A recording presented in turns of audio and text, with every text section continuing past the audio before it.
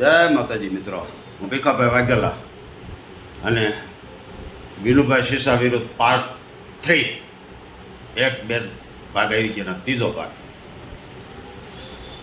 હવે એ એમ કહેશે કે ભીખાલાલ પાસે હું એટલા પૈસા માગું છું, તો સામે આવી જાય, બેઠક કરી મોટા ભાઈ.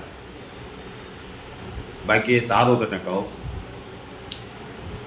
સનાતન સમિતિ નામ આપી અને 3 તારા છોકરાને 1 તું 4. હવે ત્યાં કોને કોને નથી દીધા એ કહું. ત્યાં કરિયાણાવાળા તારા હગા છે ગઢડા, મને ખબર છે ક્યાંને નથી દીધા એ મને ખબર છે.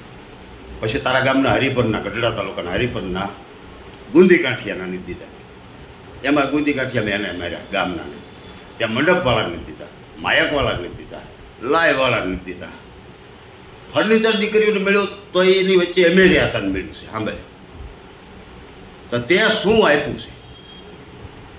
તું એમ કહેશ કે મેં આમ કર્યું તેમ કર્યું.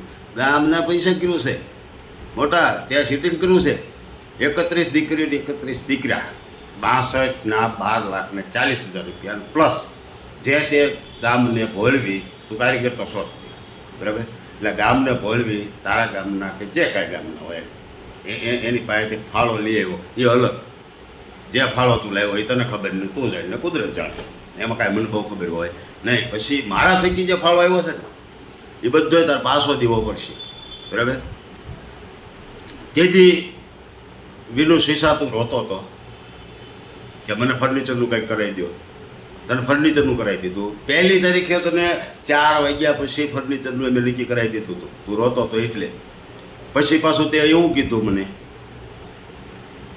કે હવે શાક બકરાના પૈસા આપણી પાસે નથી, તો મારા મિત્ર પાસેથી 50,000 રૂપિયા તારામાં ટ્રાન્સફર કરેલા છે. તને ખબર છે શાક બકાલા હાટું થઈને મેં 50,000 રૂપિયા ઉશીના મગાવી દીધા.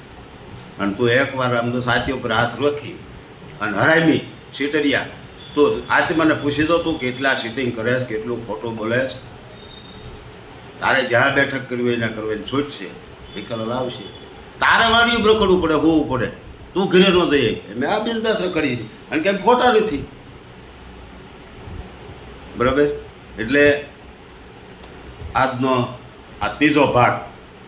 અને કોઈને કાંઈ દુખાવો હોય કે કોઈને જાણવું હોય તો મારો પહેલા ભાગમાં નંબર આપ્યો તો ફરી નંબર આપી દઉં કે 98 244 24 284.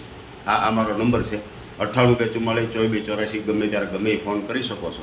જય માતાજી, જય ભગવતી. અને આવા સમૂહ લગ્નના નામે છેતરતા સીટરિયાઓથી સાવધાન. સારા સમૂહ લગ્ન કરતા હોય એને વંદન. જય માતાજી, જય ભગવતી.